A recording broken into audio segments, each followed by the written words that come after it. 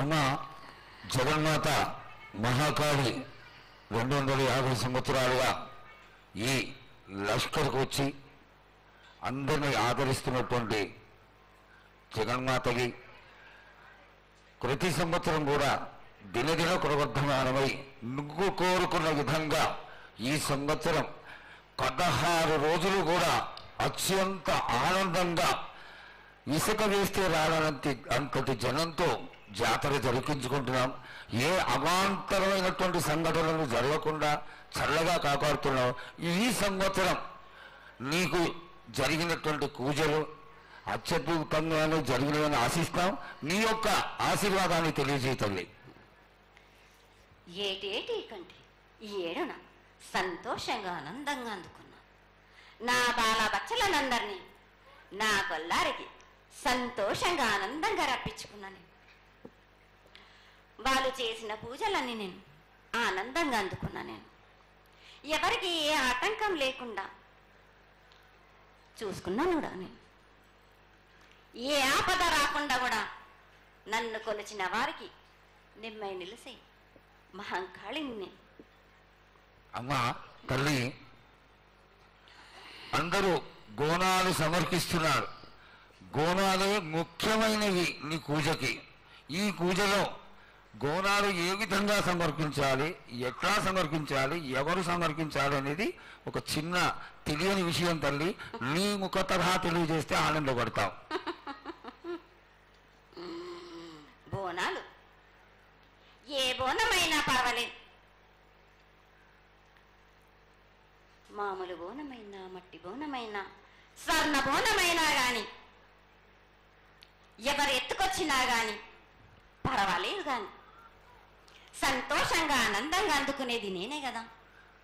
చాలా సంతోషం. వీళ్ళు వాళ్ళు చేయాలని ఎటువంటి సందేహాలు మాత్రకు పెట్టుకోకండి బాలక.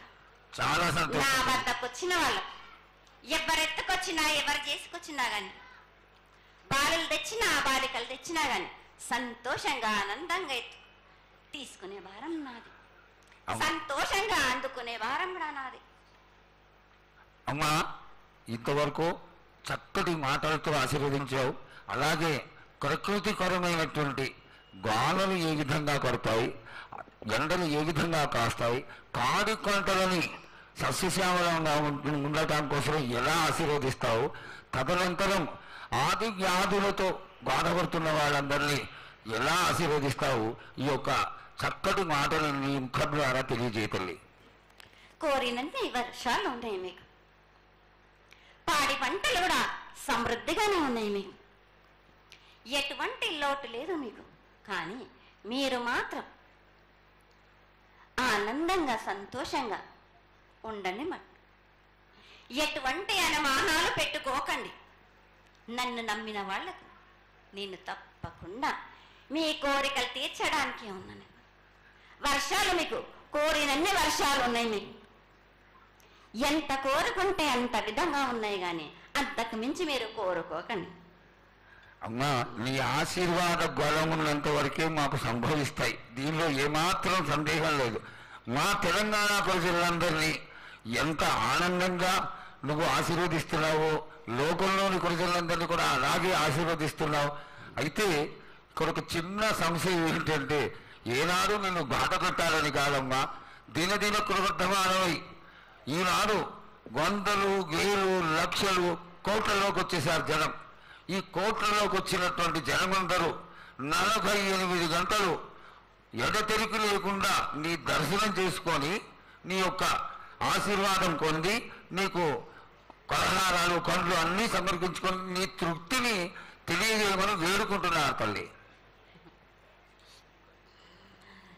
నన్ను దాటి రావాలంటే, నా వద్దకు రావాలంటే ఆ మాత్రం కూడా కష్టం లేకుంటే ఎట్లా బాలక? మిన్ను కాపాడేది కూడా నేనే కదా. ఎటు తిరిగి మీరు కష్టం లేకుండా ఉంటే మీరు సుమరిపోతలు అయిపోతారు కదా.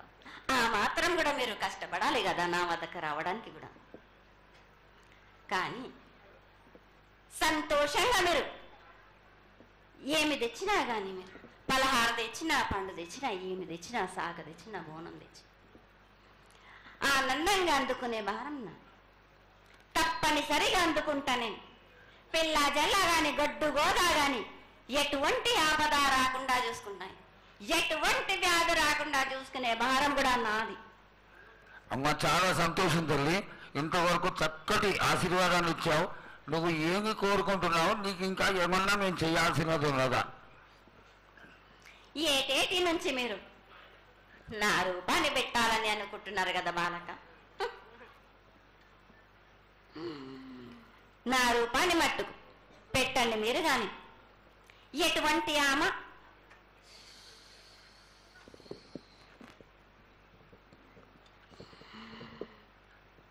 ఎవరేమి చేసినా గాని నేను మాత్రం తప్పకుండా నా రూపాన్ని శాశ్వతంగా పెట్టించుకుంటాను.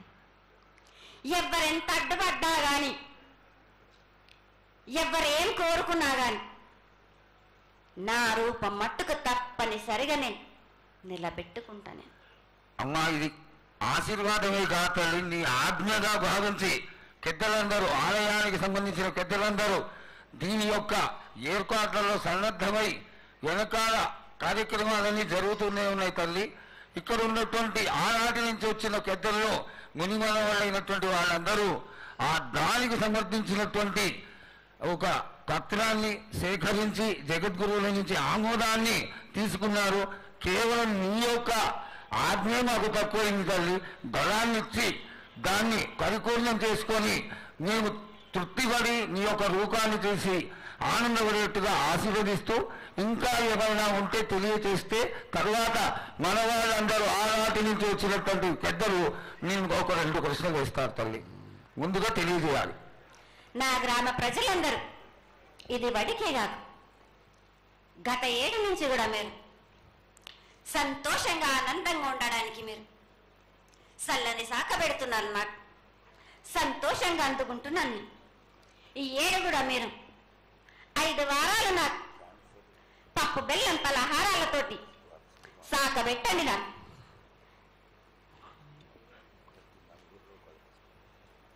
అమ్మా, మన రాష్ట్రంలో చాలామంది రోగాలతో బాధపడుతున్నారు, డయాబెటీస్తో. వాళ్ళకి మీ చల్లని చూపు కావాలి, అందరూ ఆరోగ్యంగా ఉండాలని నేను ప్రార్థిస్తున్నానమ్మా. ఏటేడు మీరు